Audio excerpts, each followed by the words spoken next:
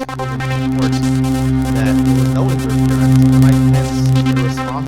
A surprise visitor to the house of Shiva of Rav Gershon Edelstein, where his children are sitting Shiva, was the the head of Angel's Bakery, along with the former MK from Labor who protested outside his house. They wanted to apologize for what they did, insulting the Rosh Hashiva, Rav Gershon Edelstein, outside of his house, for the way they acted. Apparently, his sons said they forgive him, and they would say his father would have forgiven him in such a case.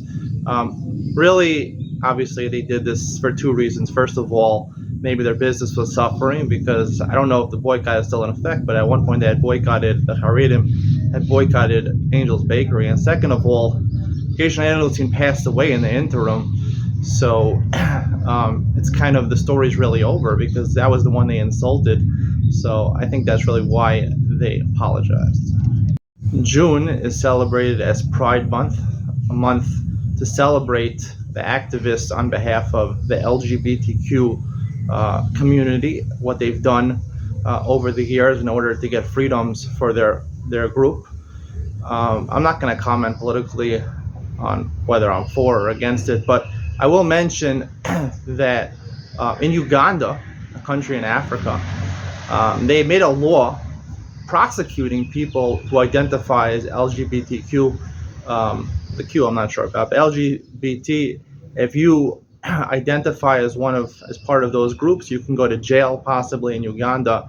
Obviously, Uganda is a country in Africa. It's a third world country, but it's very interesting, different perspectives in America versus Uganda. There are rumors circulating that Kyrie Irving wants to stay in Dallas after the debacle of a season with him and Luka Doncic joined together. But now Kyrie Irving wants to re-sign, and he also wants LeBron James, who is still under contract with the Lakers, to somehow make it his way over to the Mavericks, which means they probably have to deplete the rest of their roster just to have the three-headed monster of Luka Doncic, LeBron James, and Kyrie Irving together. The reason I said I predicted Kyrie Irving and Luka Doncic would fail when they made the trade is because they're both players that need the ball in their hands all the time. And LeBron James is a third player who now, at an elder age, in order for him to be successful, he needs the ball in his hand most of the time. They're not going to make the playoffs with these three people for a good number of years to come. So I think, Mark Cuban, if you're listening, don't go for it. Don't re-sign Kyrie Irving. Rebuild. An interesting story. I saw that the CEO of OpenAI, which is the foremost leader in artificial intelligence, which Microsoft has invested highly into incorporating into its search engine Bing. His name is Sam Altman, and he, I guess, is around New York City. He prefers, even though he's very wealthy, he has many luxury cars, but he travels exclusively the Uber X. Now, Uber X is the cheapest type of Uber, basically a sedan, only up to 4 people. Doesn't really make a difference. He's traveling by himself. But he relies on Uber instead of his luxury vehicle. He says it's more practical. He saves time than otherwise if you have to drive himself. As a person who lives here in Israel, obviously Israel is very different than America, but I can say the same thing about Israel. Having a car in Israel, unless you need on a daily basis to travel a long distance, it just makes more sense with the high price of gas and difficulty getting around and parking with cars. That's the best option.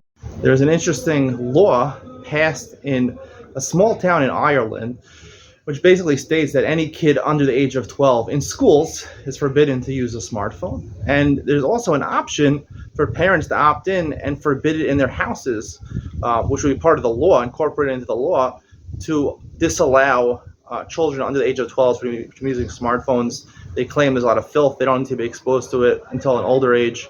I don't agree with this, to be honest with you. First of all, kids under the age of 12 are not looking at porn or things like that. They're looking at video games and things like that. And even if they are, God gave us free will.